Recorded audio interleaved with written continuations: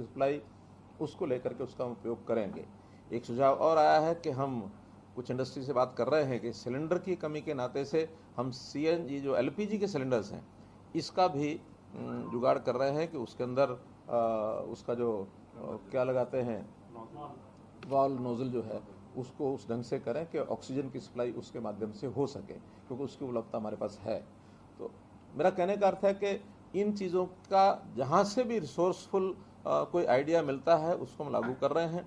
विदेश से भी ऑक्सीजन कंसंट्रेटर्स हमको कुछ ऑफर हुए हैं, कुछ अमेरिका से, कुछ UK से वो आने हैं, लेकिन एयरलिफ्ट होकर के आएंगे, उसमें समय कितना लगता है वो निर्भर करता है। तो ऐसे ऑक्सीजन की सप्लाई हो, ऑक्सीजन का कोटा हो, उसकी ट्रांसपोर्टेशन हो, एक एक बात को हम आगे बढ़ा करके और इसको हम पूरा कर रहे हैं।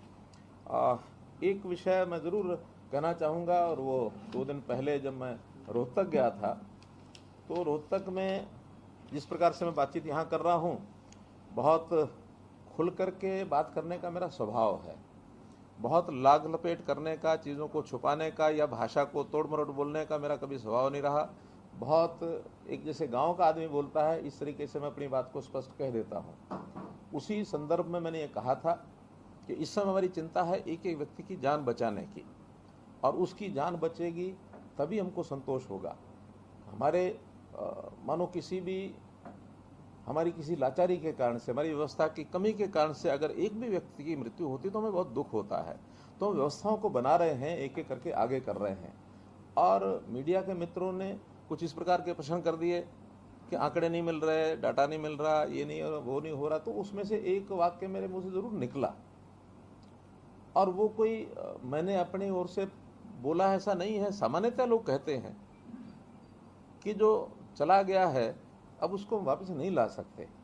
तो मात्र इतनी बात थी कि हमारे शोर मचाने से कोई वापस आने वाला तो नहीं है। हम तो जो हमारे पास हैं, उपलब्ध हैं, उनका जिनकी बीमारी है उनको दूर करने के लिए एक एक व्यक्ति की हमको चिंता करनी है कि उसकी जान बचे। अभी साधारण सी बात को लेकर के और जिस प्रकार का एक बाउंडर खड़ा किया गया, हमारे कुछ ट्वीट मीडिया मित्र होते हैं तो उन्होंने उस प्रकार से चीज़ों को आगे बढ़ाया, कहीं चैनल पर भी 1-2 जगह चल गया। मेरा निवेदन यही है कि हमारी संवेदनशीलता उसको ध्यान करें कि हम क्या चाहते हैं।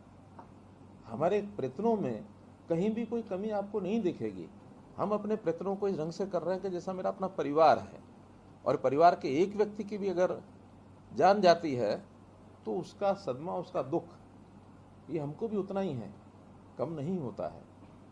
तो इसलिए इन सब बातों को ध्यान में रखते हुए हमको आगे बढ़ने के लिए और सबके सहयोग की आवश्यकता है। आज विषय वाद विवाद का नहीं है, आज संवाद का है कि हम किस प्रकार से चीज़ों को आगे बढ़ाएं। आज हम सब मिल कर के और इस महामारी का मुकाबला करने के लिए आगे बढ़ें। हम अपने मतभेद, राजनीतिक मतभेद होंगे, इलाके के होंगे, कोई भी मतभेद होंगे तो उनको दूर करके हम एकजुट होकर के, खास करके हमारे जो विपक्षी दल के नेता हैं उनसे भी मेरा निवेदन है। बहुत लोग सहयोग करने की बात कह भी रहे हैं, मुझे लगातार फ़ोन भी आ रहे हैं कि हमारी ओर से बताइए कोई सेवा करनी है। बहुत संस्थाओं के फ़ोन आ रहे हैं, बहुत जो हमारे कॉरपोरेट जगत के लोग हैं उनकी ऑफर आ रही हैं। संस्थाओं में कई लोगों ने कहा कि हमको बताइए 100 बेड का अस्पताल बनाने के लिए हम तैयार हैं, कहाँ बनाएं। हम उनको एक ही बात कहते हैं कि ऑक्सीजन की सप्लाई का सुनिश्चित होने दें, फिर हम बेड्स की व्यवस्था जितनी आपकी इच्छा होगी हम बनवा लेंगे। डॉक्टर्स की भी हमको प्रबंध करना पड़ता वो भी करेंगे। कहीं फर्स्ट एड टाइप की जो व्यवस्था है इसके लिए भी हम विचार बनाया हमने कि संस्थागत रूप से ऐसी फर्स्ट एड की ट्रेनिंग आम आदमी को भी ज़रूरत पड़ी तो वो भी हम देंगे। आखिर हर परिवार में कोई ना कोई एक व्यक्ति इन चीज़ों की चिंता करने वाला होगा, तो अपने परिवार के जितने सदस्य हैं, कम से कम जो इस बीमारी के प्रारंभ होने की स्थिति होती है, जो बिल्कुल एक मॉडरेट या जिसको कहते हैं माइल्ड ऐसे जो प्रभाव है उसको तुम घर में ठीक कर सकते हैं। सीवियर कोई इस प्रकार का पेशेंट कोई होता है उसको ही आवश्यकता पड़ती है अस्पताल में जाने की, और अस्पताल में जिनको जाना है वो स्वयं, चाहे वो पेशेंट है चाहे परिवार के लोग हैं, उनसे भी मैं निवेदन करूंगा कि वहाँ जा कर के हम कई बार मन में होता है कि ये दवाई क्यों नहीं मिली, ऑक्सीजन में मैं क्यों नहीं गया? ऑक्सीजन की आवश्यकता तो वहाँ ज़रूर जाएंगे, ज़रूर मिलेगी भी सही, लेकिन ऑक्सीजन को नापने के लिए ऑक्सीमीटर आया तो सब अपना ध्यान रखें कि अगर वो 90 से ऊपर ऑक्सीजन है तो ऐसी स्थिति नहीं है कि जिसके कारण से कोई बहुत खतरा होता है। वो 90 से नीचे गिरती है तब जा करके कठिनाई होती है, उस समय हॉस्पिटल में हॉस्पिटलाइज हो जाए या अपने ऑक्सीमीटर 10 लीटर के जो ये है हमारे ऑक्सीजन कंसनट्रेटर, तो इस कंसनट्रेटर का भी अब बहुत उपलब्ध होने लग गए हैं, उसको लेकर के घर में भी हम उसका एक ऑक्सीजन के कुछ समय के लिए हम रख सकते हैं। तो इसलिए इन सारी चीज़ों को हम उतना ही उपयोग करें जितनी महत्व डॉक्टर के रिकमेंडेशन, स्ट्रॉन्ग रिकमेंडेशन मैं कहता हूँ, उसके बाद जिसकी आवश्यकता हो उसी का हम उपयोग करें। कहीं ऐसा ना हो कि हमारी बिना चाहत के भी कोई चीज़ हम ले लें और बदले में एक ऐसा पेशेंट जो बहुत ही सीरियस कंडीशन में वो हमारे हाथ से निकल जाए। मुझे एक आज ही एक मैसेज, एक ट्वीट मिला है, वो महाराष्ट्र का है कि एक बुज़ुर्ग जो हैं वो बेड पर हैं, उनको हर प्रकार की दवाई की ज़रूरत है, लेकिन उसके वहाँ बेड पर सोते हुए एक महिला आई, अपने पति को, 40 वर्ष का उनका पति, उसकी बीमारी को देख करके उनका कि इसकी जान की पहले ज़रूरत है, और वो स्वयं बेड छोड़ करके चला गया और उसके पति को कि 40 साल की इसकी आयु है, इसको, यानी एक संवेदना है। इस प्रकार की बात को लेकर के चाहे वो हमारे मीडिया के मित्र हों, चाहे हमारे राजनीतिक मित्र हों, चाहे जनता के लोग हों, हमारे कोरोना वॉरियर्स सब लगे ही हैं, उसमें कहीं कोई दिक्कत नहीं है। हम बाकी सब लोग उनकी सपोर्ट के लिए खड़े हों, वातावरण को पॉजिटिव बनाएं। यानी ये पॉजिटिव शब्द भी ऐसा शब्द हो गया कि जो कई जगह इसका अपमान हो गया, कई जगह सम्मानित है। ये वातावरण को पॉजिटिव बनाना ये ठीक है, लेकिन कोरोना पॉजिटिव ना हो ये उतना ही उसका ये भी अर्थ है। तो इसलिए मित्रों, आज के समय में मुझे केवल एक अपील आपके माध्यम से करनी थी कि समाज एकजुट होकर के इस बीमारी को लड़ने के लिए जहां सहयोग की आवश्यकता है वहां सहयोगी बन के खड़ा हो। इतनी बात मुझे आपसे कहनी थी। सबसे बड़ी चैलेंज जो इस समय है वो गुरुग्राम और फरीदाबाद बना हुआ है, लगातार मामले बढ़ते जा रहे हैं, रिस्ट्रिक्शंस भी इम्पोज की गई है, कर्फ्यू भी इम्पोज किए गए हैं, सेक्शन 144 भी इम्पोज किया गया है। इस चुनौती पर पार पाने के लिए, कंटेन करने के लिए लगातार केसेस की संख्या बढ़ती जा रही है, उसको रोकने के लिए आखिर क्या मैकेनिज्म का प्रयोग जो है वो सरकार कर रही है? देखिए, कल ही हमने सब जगह निर्देश दे दिए हैं, डिप्टी कमिश्नर्स को भी, बाकी जगह भी, कि धारा 144 सब जगह लगा दें और 5 से ज़्यादा लोग इकट्ठे न हों। केवल जहाँ कहीं हमने छूट दी है कि फंक्शन में, विवाह शादी में 30 की संख्या हो सकती है, फ्यूनरल में 20 की संख्या हो सकती है, ऐसी परमिशन ले करके, और फ्यूनरल में तो परमिशन की इतनी आवश्यकता नहीं है, संख्या का वही है, लेकिन फंक्शन बाकी कोई करने हैं उसकी परमिशन ज़रूर वहाँ लें। इसके बाद 5 से ज़्यादा लोग इकट्ठे ना हो एक जगह। दूसरा, जो हमने कंटेनमेंट जोन बनाए हैं, पहले माइक्रो कंटेनमेंट जोन का एक विषय हमने प्रारंभ किया था कि भी कोई एक व्यक्ति कोरोना पॉजिटिव हो जाता है तो उसके आसपास की एक बिल्डिंग ज़्यादा, अगर ऊंची बिल्डिंग है या घर आसपास है तो 3-4 घर, उनका एक माइक्रो कंटेनमेंट जोन बनाए, वहाँ की मूवमेंट अगर बंद हो जाती है तो चीज़ें रुकेंगी। लेकिन अनुभव ये आया है कि कुछ एरियाज अब ऐसे हो गए हैं जिसमें हर दूसरे चौथे घर में ही कोई ना कोई पॉजिटिव निकल रहा है। तो उसके बाद हमने उस एरिया को जहाँ 10% से ज़्यादा जिस आबादी में पॉजिटिव संख्या हो रही है उसको मैक्रो कंटेनमेंट जोन, बड़ा यानी कंटेनमेंट जोन बनाया है, और वो उसको इम्प्लीमेंट करना भी आसान है। बहुत छोटे छोटे माइक्रो कंटेनमेंट जोन को यानी उसको व्यवस्था, उसको संभालना, उसको मेंटेन करना वो भी कठिन है। बड़े माइक्रो जो मैक्रो कंटेनमेंट जोन हैं वहाँ पर हमारी पुलिस भी होती है, हमारे हेल्थ के लोग भी होते हैं, संस्थाएं भी होती हैं, सब उसको देख रहे हैं, और मैं समझता हूँ उसमें से कंट्रोल हो सकता है। और दुकानों का भी 6 बजे के बाद बिल्कुल हमने बंद कर दी हैं, और नॉन एसेंशियल आइटम्स वो सब बंद हैं, उनके ऑफिसेज बंद कर दिए हैं, घर से काम करने के लिए कह दिया है। इंडस्ट्री के लोग लगातार काम करते रहें, और वो भी सोशल डिस्टेंसिंग के साथ, मास्क लगाकर, सैनिटाइजेशन, ये जितने विषय हैं वो सब करें। आयुष मंत्रालय के लोगों से बात हुई है कि वो उसी प्रकार से जैसे पहले हमने किया था इम्यूनिटी बूस्टर, ऐसी कुछ दवाएं जैसे पहले चलाई थी उसी प्रकार की घर घर बांटने का काम करें, और हर किसी का एक बिहेवियर, खाने पीने के नाते गर्म पानी पिए, दिन में मानो ठंडी चीज़ ना खाएं, जिससे ये कोरोना फैलने का, वायरस फैलने का डर ज़्यादा होता है, उस चीज़ों को कैसे कंट्रोल करें, ये सारी चीज़ें कर रहे हैं। और मैं समझता हूँ कि एक इस समय ये 10 और 11,000 के बीच में, रादर 11,000 और 12,000 के बीच में 2-3 दिन से संख्या यही आ रही है। तो जब 2-3 दिन में एक जगह टिका है, एक बार तो बहुत ज़्यादा बढ़ गया था, एक ही सप्ताह में यानी 5,000 से और 10,000 हो गया था, लेकिन अब 10,000, 12,000, 10,000, 12,000 बीच में 3-4 दिन हो गए हैं। कुछ स्टेट्स में डाउनफॉल भी आना शुरू हो गया, जैसे दिल्ली है, जैसे महाराष्ट्र है, जैसे मध्य प्रदेश है, फिर आपका छत्तीसगढ़ है। 4-5 प्रदेशों में ये संख्या डाउन आनी शुरू हुई है। दिल्ली अगर डाउन आनी शुरू हुई तो उसका प्रभाव कुछ ना कुछ गुड़गांव, फरीदाबाद और सोनीपत शहरों पर पड़ेगा। हमारी जो मेडिकल की जो व्यवस्थाएं हैं वो थोड़ा सा दबाव इसलिए भी महसूस कर रही हैं कि दिल्ली में इतनी बड़ी संख्या होने के बाद वहाँ पेशेंट्स को बेड नहीं मिल रहा है, हॉस्पिटल नहीं है, उनका प्रेशर फरीदाबाद पर, गुड़गांव पर, Sonipat, even GT road Ambala तक, यहाँ तक भी लोग पहुँच रहे हैं। तो इसलिए वो भी एक दबाव था। अब पेशेंट होने के बाद किसी को एकदम टाइट प्रूफ करना कि आप यहाँ के लोग यहाँ इलाज के लिए जा नहीं सकते हैं, मैं समझता हूँ ये मानवता के हित में नहीं है।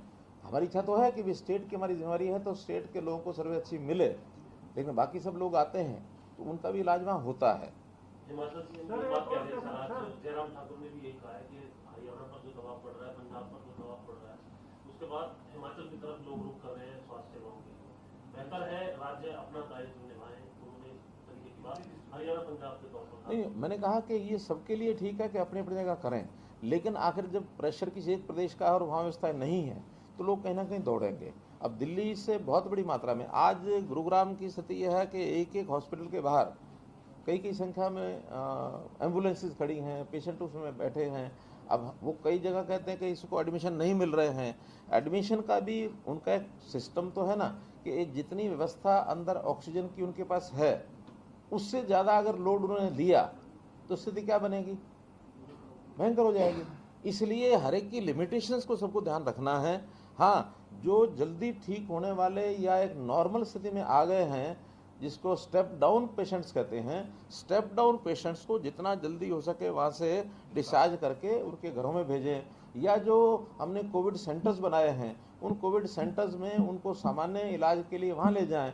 केवल ऑक्सीजन पर रखना है तो वहाँ हम कंसंट्रेटर्स के माध्यम से उनको वहाँ रख सकते हैं। सीरियस पेशेंट्स ही हॉस्पिटल में जाएंगे तो ये चीज़ काबू में आ जाएगी। आपने सरकारी तौर पे तो रेमडेसिविर की उपलब्धता करवा ली अस्पतालों में, लेकिन प्राइवेट सेक्टर में जैसे प्राइवेट हॉस्पिटल्स में भी हैं, बड़ी दिक्कत आ रही है पेशेंट्स को, और बाजार में रेट जो है ऑलमोस्ट 4 गुना हो गए हैं रेमडेसिविर के। दूसरा एक आजकल इस्तेमाल हो रही है टोक्लीजुमैब करके, वो पहले आर्थराइटिस में इस्तेमाल होती थी और कोरोना में भी होती है, और वो सर उसका 1.5-2 लाख रुपये रेट हो गया, 25-30 हज़ार रुपये का वो है। राज्य में स्थिति है, दिल्ली में थी पहले, अब हरियाणा में भी है। इस कालाबाजारी जो प्राइवेट सेक्टर में हो रही है उसके लिए कोई उपाय, कोई साधन, कोई कदम उठाएं? देखिए, जहाँ तक रेमडेसिविर का है उसमें संख्या में कोई बहुत हमारे पास स्किर्सिटी ज़्यादा नहीं है। हमारे पास सरकारी तौर पर भी हमारे पास 3,000 के लगभग आज भी उपलब्ध हैं रेमडेसिविर के इंजेक्शन्स, और आगे भी हमने ऑर्डर दे रखा 20,000 इंजेक्शन का बहुत जल्दी हमको मिल जाएंगे, उसमें कठिनाई नहीं आ रही। प्राइवेट में कठिनाई ज़रूर आ रही है क्योंकि उनका डिस्ट्रीब्यूशन सिस्टम प्राइवेट का अम्बाला से अलग से है। हमने वहाँ भी एक आदमी अपना बैठाया है कि जो हर स्टेट का कोटा प्राइवेट का है वो भी उसी स्टेट में रहे, क्योंकि वो इंटर स्टेट जो व्यापारी लोग हैं वो खरीद करके इधर से उधर करते हैं, उस पर हमने कंट्रोल थोड़ा बनाया है कि प्राइवेट वाली भी उस स्टेट का कोटा कम से कम उसी स्टेट में रहेगा तो कुछ चीज़ें चेक हो जाएंगी, और मैं समझता हूँ उसमें कोई ना कोई लाभ हमको मिलेगा। लेकिन जहाँ तक रेमडेसिविर का विषय है, एक बात मैं सभी परिवार के लोग या जो पेशेंट्स खुद हैं कि कोरोना के डिटेक्ट होने के 6 या 7 दिन तक ही रेमडेसिविर उपयोगी होता है, उसके बाद उसका उपयोग नहीं है, ऐसा डॉक्टर्स ने कहना शुरू कर दिया है।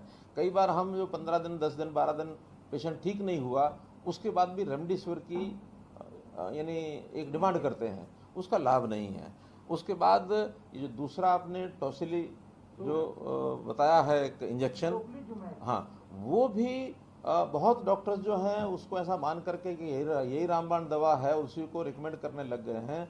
अब उसके लिए कोई ना कोई हमें सिस्टम अपना बनाना पड़ेगा। मैंने आज भी कहा है अपने हेल्थ डिपार्टमेंट को कि एक बोर्ड बना लें, उस बोर्ड में जो भी कोई रिपोर्ट्स होती हैं पेशेंट की उस बोर्ड के पास पहुँचे, क्योंकि अभी तो व्हाट्सएप के माध्यम से तुरंत पहुंच जाती हैं, और वो बोर्ड कहे कि हाँ इसको टॉसिली की ज़रूरत है तो उसको टॉसिली उपलब्ध कराई जाए। आज भी हमारे पास 160 टॉसिली ये हमारे पास उपलब्ध हैं। सर उसमें विडम्बना एक और है, डॉक्टर जो हैं प्राइवेट हॉस्पिटल्स की बात कर रहा हूँ, गवर्नमेंट की नहीं, टोक्लीजुमैब जो है उसका साल्ट भी आ गया डॉक्टर रेड्डी का, लेकिन वो उसको एक्सेप्ट नहीं करते हैं, वो कहते हैं कि टोक्लीजुमैब ही चाहिए। ये बड़े हमारे पंचकुला में भी एक्चुअली ऐसा वो हुआ। Rare of the rarest use में आता है और विशेषकर उन पेशेंट्स को ये आता है उसका जो same salt का आ गया लंग्स सर। लंग्स और हार्ट दोनों नहीं वो ठीक है, लेकिन डॉक्टर के सेम बेसिकली जिसके हार्ट में प्रॉब्लम है और कोरोना हो गया उसमें यूज होता है।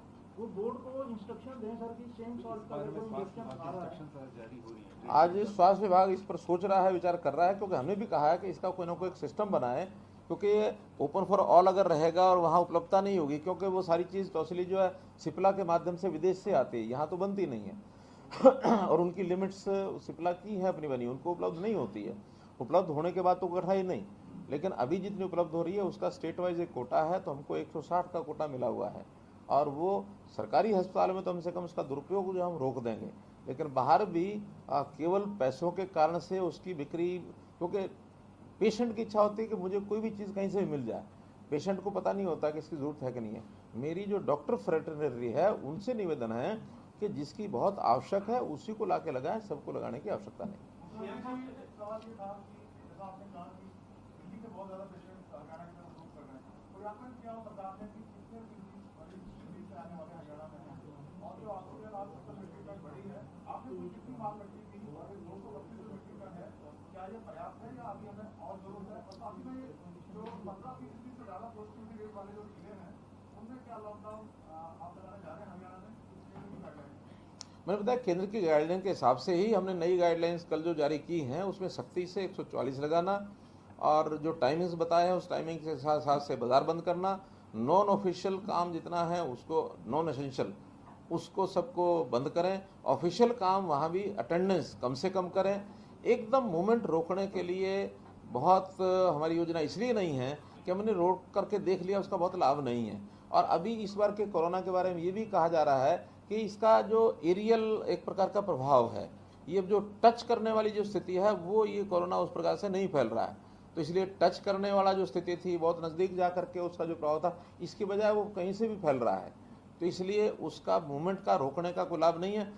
बड़ी बात यह है कि मूवमेंट को ख़त्म करते ही रोकते ही आर्थिक चक्र सारा रुकता है, और अगर एक बार आर्थिक चक्र रुकता है तो उसमें से पिछली बार बहुत मुश्किल से हम बाहर निकले हैं, इस बार आर्थिक चक्र ना रुके, इंडस्ट्री को हम लगातार चलाए रख रहे हैं, उस पर रेस्ट्रिक्शन जो है वो सब लगा के रखी हुई है, लेकिन फिर भी जो ज़रूरी चीज़ें हैं वही एसेंशियल आइटम्स को छोड़ करके बाकी सब बंद करेंगे। ऑक्सीजन हमारे डिमांड तो 300 मीट्रिक टन की भेजी हुई है, अभी 232 सैंक्शन हो गई है और मुझे लगता है कि 232 से हमारी 3-4 दिन के अंदर सारी सप्लाई सब ठीक होगी, फिर अनुमान लगेगा कि और स्केर्सिटी है या हमारी आवश्यकता भी कम हो सकती है। कुछ हमारी इंडस्ट्री की जो ऑक्सीजन है उसको भी हम कन्वर्ट कर रहे हैं, कई जगह पर जो इंडस्ट्री में ऑक्सीजन लग रही थी या गैशियस के जो फॉर्म के हॉस्पिटल की सप्लाई है वो हम वहीं से करेंगे, तो इन चीज़ों से थोड़ा कंट्रोल हो जाएगा। लेकिन 232 एक बार आने के बाद फिर अनुमान लगेगा इसके आगे और कितना बढ़ाना है, कितना बढ़ना है। सर वैक्सीनेशन पे क्या स्टेटस है? 1 मई से 18 प्लस वैक्सीनेशन शुरू हो जाएगी, सीरम इंस्टीट्यूट को कितना ऑर्डर प्लेस कर दिया है और कितना पहुंच चुका है स्टेट में? देखिए आज से उसका रजिस्ट्रेशन शुरू किया 18 वर्ष से ऊपर का, 28 तारीख है ना, हाँ 28 से और 30 तक ये रजिस्ट्रेशन होगा। 30 तारीख को हमारा अनुमान ये लग जाएगा कि किस गति से लोग अपने आप आके रजिस्टर करा रहे हैं, खास करके 18 से लेकर 45 तक। हमने प्राइवेट को जितना लेना है वो तो अलग से अपने हिसाब से लेंगे, सरकारी तौर पर 40 लाख और 10 लाख 50 लाख इंजेक्शन का ऑर्डर हमने दे दिया है। ये लगभग 250 करोड़ रुपए का एक ऑर्डर है, ये चला गया है और इसकी उपलब्धता हो जाएगी। इसके बाद प्रतिदिन 1 लाख तो हमारा पहले से कैपेसिटी है, रजिस्ट्रेशन कितना होता है उसकी कैपेसिटी बढ़ाने की आवश्यकता होगी तो हम बढ़ाएंगे। 1 से अगर 1.5 लाख जाना होगा, 2 लाख प्रतिदिन जाना होगा तो हम जाएंगे।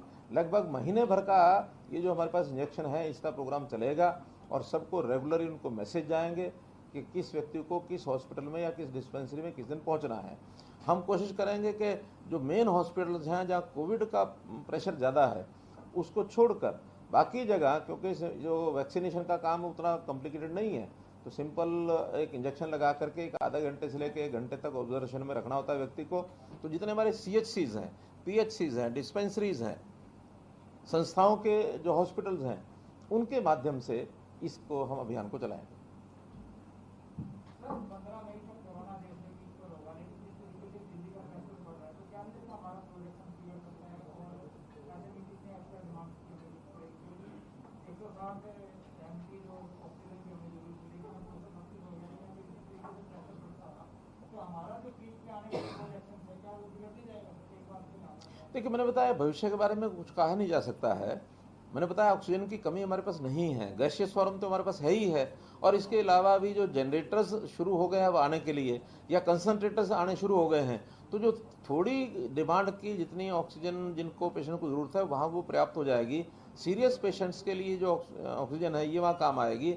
और जैसा दिल्ली में थोड़ा डाउन ट्रेंड हुआ है, हम तो अपेक्षा यही करते हैं कि बहुत जल्दी डाउन ट्रेंड ये हमारा भी शुरू हो जाए, और अगर डाउन ट्रेंड शुरू होता है तो स्वाभाविक है उतनी ही हमारी हॉस्पिटल्स में जो पेशेंट्स का आना है वो कम भी होगा, तो हम सुधार की तरफ चले जाएंगे। फिर भी दोनों तरफ की हमारी तैयारी है। अगर स्थितियां सुधरती हैं बहुत ही अच्छा, सुधरनी चाहिए, हमारी अपेक्षा है।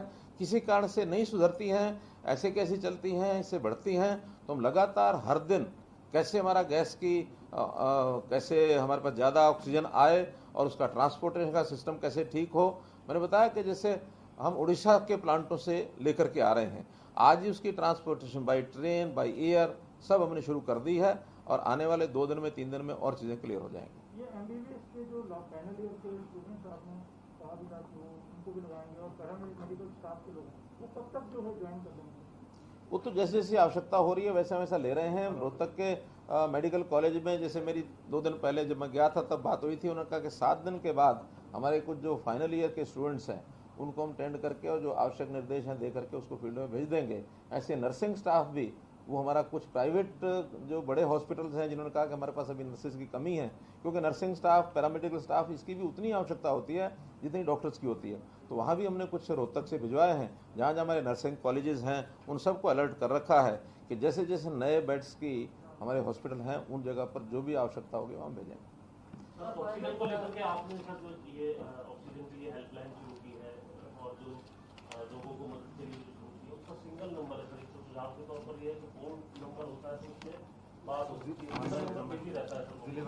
ऐसा कि 1075 का ये नंबर है जो सब प्रकार की सेवाओं के लिए ये दिया गया है, लेकिन ऑक्सीजन का नंबर वो अलग से दिया है, और ऑक्सीजन में तो केवल जानकारी चाहिए हमको ताकि वहाँ सप्लाई कर सकें। इंडिविजुअल जो अपने अपने सिलेंडर भरवा करके ले जाने लगे हैं वो भी कोई अच्छी स्थिति नहीं है। हर कोई अपने यहाँ सेफ्टी के नाते से भविष्य में सिलेंडर अपना खरीद करके भरवा के घर रख रहा है, उसके कारण से भी कमी है। हम चाहते हैं कि भी वहाँ के लिए जो ऑक्सीजन कंसंट्रेटर है उसका उपयोग करें, बजाय सिलेंडर भरवा करके लेकर के जाएं, और उसमें से अपने आप सेपरेटर होता है, वो ऑक्सीजन को सेपरेट कर लेता है और उसके अंदर काम आ सकता है। सिलेंडर भरवाने के लिए जो लोग हैं वो उसमें प्रेशर न बनाएं, इतना ही मेरा कहना है। बनाने का भी विचार है ट्रीटमेंट का? हाँ जी, प्राइवेट हॉस्पिटल जो ट्रीटमेंट है क्या उसके लिए कोई टैरिफ बनाने का भी विचार है? नहीं, टैरिफ बढ़ाने का तो कोई विषय नहीं, पहले से जो तय किए हैं वही हमारे हैं, और हम उसके में भी जहाँ कहीं से शिकायतें आ रही हैं कि वो ज़्यादा पैसे न लें, ये हम अपील फिर करेंगे कि कोरोना का समय ऐसा समय नहीं है कि किसी को उसमें रेट बढ़ा करके कुछ लाभ लेने की बात है। आज तो महामारी से लड़ने की बात है, तो ये सबका दायित्व है कि महामारी को से लड़ने के लिए मिलजुल करके महामारी से लड़ें। सारे टेस्टिंग बढ़ा रहे हैं क्या आप लोग? क्योंकि कई जगह देखा जा रहा है कि लोग टेस्ट कराने जा रहे हैं लेकिन वहाँ पे किट अवेलेबल नहीं है और उन पर टेस्ट नहीं हो पा रहे, इस पर कुछ सरकार ध्यान दे रही है? देखिए, टेस्टिंग इस समय लगभग 40,000 और 50,000 के बीच में हमारी चल रही है, और इस टेस्टिंग का जितनी आवश्यकता होती है उसका सब बढ़ा लेते हैं। बीच बीच में हमने मेगा डे ये भी बनाए हैं, 1-1 लाख लोगों की टेस्टिंग भी हमने की है।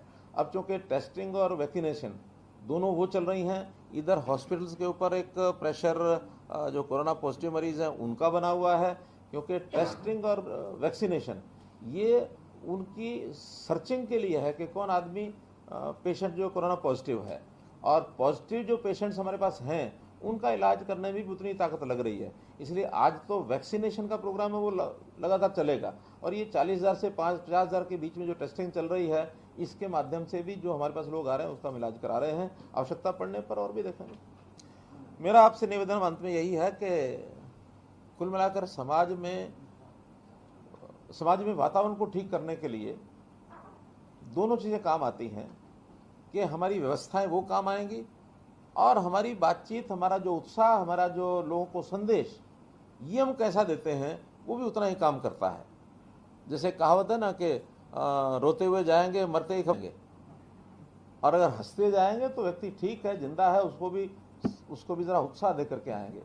तो इसलिए जहां हम सबको कहते हैं वहाँ आप लोगों से मैं अपील करता हूं कि हम कहीं भी निराशा का वातावरण ना बनने दें।